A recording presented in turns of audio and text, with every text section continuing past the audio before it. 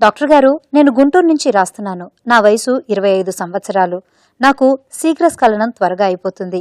BP, sugar లాంటివి ఏమీ లేవు. నేను 70 కిలోల బరువున్నాను. నా సమస్యకు పరిష్కారం చెప్పండి అంటూ అడుగుతున్నారు. ఈ ప్రశ్నకి ఆండ్రాలజిస్ట్ డాక్టర్ రాహుల్ రెడ్డి గారు సమాధానం అందిస్తారు. మీకున్న సమస్యని శీఘ్రస్ఖలనం అంటారు. ఇంగ్లీష్లో దీన్ని ప్రీమెచ్యూర్ ఎజాక్యులేషన్ అంటారు.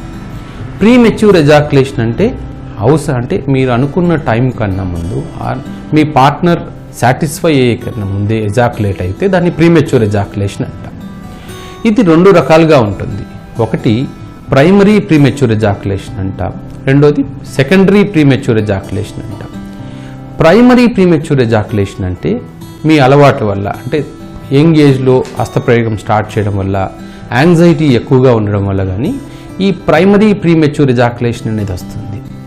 అలాగే సెకండరీ ప్రీమెచ్యూర్ ఎజాక్యులేషన్ అంటే మనకి సీమెన్లో, స్పెర్మ్లో ఇన్ఫెక్షన్స్ కానీ, ప్రాస్టేట్లో ఇన్ఫెక్షన్స్ ఉన్నా, లేదా స్పెర్మ్ ఎక్కడైతే స్టోర్ అవుతుందో అంటే దాన్ని సెమినల్ వెసికల్ అంటాం.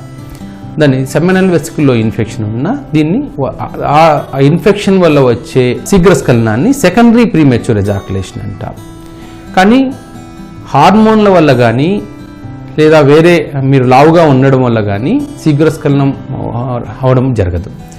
మీకున్న ప్రాబ్లంకి మీకు లావుగా ఉండడం వల్ల అవుతుంది అంటున్నారు, కానీ మీకు ఇది ఫస్ట్ నుంచి మొదల నుంచి ఉంది అంటే ఈ ప్రాబ్లం, ఇలాంటి ప్రాబ్లం ఉంది అన్నప్పుడు దాన్ని ప్రైమరీ ప్రీమెచ్యూర్ ఎజాక్యులేషన్ అంటాం.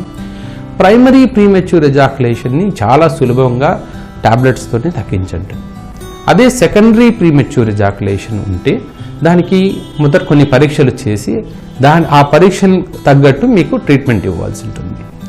ఈ సెకండరీ ప్రీమెచ్యూర్ ఎజాక్యులేషన్కి సంబంధించిన సైన్స్ ఎలా ఉంటాయంటే వీర్యస్ఖలనం తర్వాత కొద్దిగా మంటగా ఉండడం, లేదా అంగం చివరిలో మంటగా ఉండడం కానీ, అంగంకి మలద్వారంకి మధ్యలో పెయిన్ ఉన్నా కూడా, లేదా పొత్తి కడుపులో నొప్పిగా ఉన్నా కూడా మనం దాన్ని సెకండరీ అంటే ఇన్ఫెక్షన్, యూరినరీ ట్రాక్ట్ ఇన్ఫెక్షన్ కానీ, ప్రాస్టేట్ ఇన్ఫెక్షన్ కానీ ఉండి దాన్ని మనం సీమెన్ కల్చర్ అనే టెస్ట్ చేసి దాన్ని రూల్ అవుట్ చేస్తాం. అంటే ఒకవేళ కల్చర్లో ఇన్ఫెక్షన్ అంటూ తేలితే మొదట యాంటీబయాటిక్స్ ఇచ్చి తర్వాత యాంటీబయాటిక్స్తో ఈ ప్రాబ్లమ్ని, ఇన్ఫెక్షన్ తగ్గించిన తర్వాత మీ ప్రీమెచ్యూర్ ఎజాక్యులేషన్ గురించి ట్రీట్మెంట్ చేస్తాం.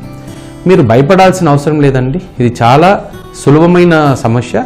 దీన్ని చాలా సులభంగా ట్రీట్ చేయొచ్చు. మీకు ఈ సమస్యకి పరిష్కారం కావాలంటే మీ దగ్గరలో ఉన్న యూరాలజిస్ట్ని కలవండి.